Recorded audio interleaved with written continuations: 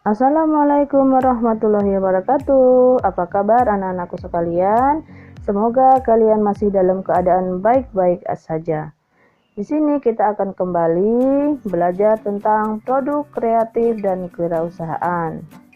Di mana yang akan kita bahas yaitu tentang KD 3.4, yaitu KD pengetahuannya menganalisis konsep desain, prototipe, dan kemasan produk barang dan jasa. Sedangkan di keterampilannya membuat desain, prototipe, dan kemasan produk barang dan jasa.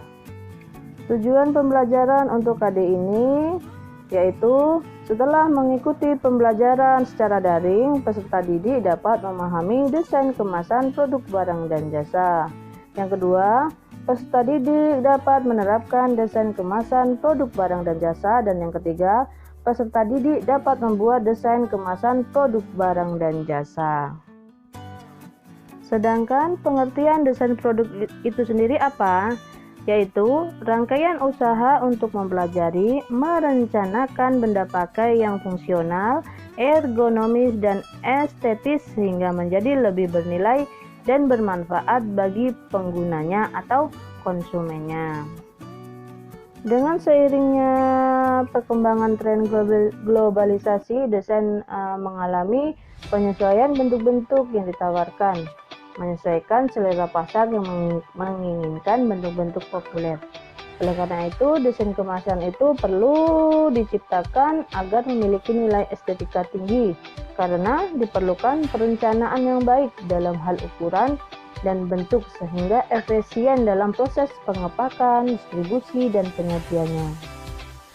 Jadi, bagian penting ide atau perencanaan produk yang akan ditingkatkan dengan konsep yang meliputi yang pertama itu ada bentuk. Di sini hal ini merupakan bentuk fisik suatu produk itu sendiri, materialnya, penyusunannya, dan sebagainya. Yang kedua itu ada teknologi. Di sini termasuk di dalamnya prinsip, teknik, perlengkapan, mekanike, kebijakan, dan seterusnya yang dapat digunakan untuk menciptakan atau mencapai produk yang dimaksud. Dan yang ketiga itu ada keuntungan. Di sini nilai keuntungan yang dimaksud adalah nilai keuntungan yang diharapkan pelanggan dari produk tersebut. Dalam membuat desain sebuah produk, seorang wirausaha perlu memperhatikan hal-hal berikut. Yang pertama, selera masyarakat yang selalu berubah setiap saat. Oleh karenanya, kita harus peka dan responsif serta tanggap akan perubahan selera masyarakat tersebut. Yang kedua itu ada permintaan pasar. Seorang wirausahawan itu harus mampu melihat permintaan yang ada. Jangan sampai kita memproduksi di atas permintaan atau di bawah permintaan, karena akan mengecewakan konsumen sehingga beralih ke produk konsumen lain. Yang ketiga ada kegunaan atau manfaat yang ditawarkan oleh produk kita itu seperti apa. Yang keempat itu kemudahan atau kepraktisan penggunaan produk yang dihasilkan juga harus diperhatikan. Jangan sampai konsumen menjadi pusing ketika menggunakan produk. Jadi lebih bagusnya sambil dijelaskan oleh cara pemakaiannya. Yang kelima itu ada harga penawaran. Jangan sampai salah perhitungan agar memberikan keuntungan sekaligus konsumen merasa puas dengan harga yang ditawarkan. Dan yang keenam yaitu pasar yang akan dimasuki juga turut menjadi perhatian agar jangan sampai merugikan, karena segmentasi pasar mutlak diperlukan agar tepat sasaran dalam penjualannya. Selanjutnya yang akan kita bahas yaitu tentang kemasan produk. Kemasan produk itu apa? Kemasan produk adalah desain kreatif yang mengaitkan bentuk, struktur, material, warna, citra, tipografi, dan elemen-elemen desain dengan informasi produk agar produk dapat dipasarkan. Sedangkan pengemasan adalah suatu proses pembungkusan, perwadahan, atau pengepakan suatu produk menggunakan bahan tertentu sehingga produk yang ada di dalamnya bisa tertampung dan terlindungi. Pengemasan produk dilakukan agar konsumen tertarik dan mau membelinya. Oleh karenanya, harus memperhatikan hal-hal berikut. Yang pertama, bentuk dan model.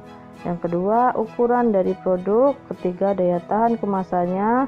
Yang keempat itu bahan kemasannya. Yang kelima, ada pelabelan dan pemberian merek dalam kemasannya. Desain kemasan agar menarik harus dirancang dan dibuat sebaik mungkin. Adapun dalam merancang atau merencanakan pembuatan suatu kemasan, sebaiknya kita memperhatikan hal-hal berikut. Yang pertama yaitu kesesuaian produk dengan bahan pengemasnya. Maksudnya adalah dalam menentukan desain bahan pengemas, kita harus mempertimbangkan produk yang dimiliki. Yang kedua itu ada ukuran kemasan dan ketebalan bahan kemasan. Ukuran kemasan berkaitan dengan banyak sedikitnya isi yang diinginkan, sedangkan ketebalan berkaitan dengan keawetan dari produk yang ada di dalamnya. Jika produknya ringan seperti kerupuk, sebaiknya kemasan dibuat dalam ukuran relatif besar. Yang ketiga itu ada bentuk kemasan. Agar kemasan menarik, bentuk pengemas bisa dirancang dalam bentuk unik, bergantung dari kreativitas perancangnya. Misalnya, kemasan dus kertas bisa dibuat seperti tabung, kubus balok, trapesium, atau bentuk-bentuk lainnya. Fungsi kemasan sendiri itu seperti apa? Untuk apa? Jadi secara umum fungsi kemasan itu adalah sebagai bahan pelindung atau pengaman produk dari pengaruh-pengaruh luar yang dapat mempercepat terjadinya kerusakan pada makanan di dalamnya. Namun demikian, kemasan masih memiliki fungsi-fungsi atau kegunaan lain yang tidak kalah pentingnya, seperti mempermudah distribusi atau pengontrolan produk. Bahkan saat ini ada fungsi yang sangat penting, yaitu kemasan sebagai media atau sarana informasi dan promosi dari produk yang ditawarkan. Selain itu, fungsi kemasan lain diantaranya yang pertama, sebagai wadah perantara produk selama pendistribusian dari produsen ke konsumen.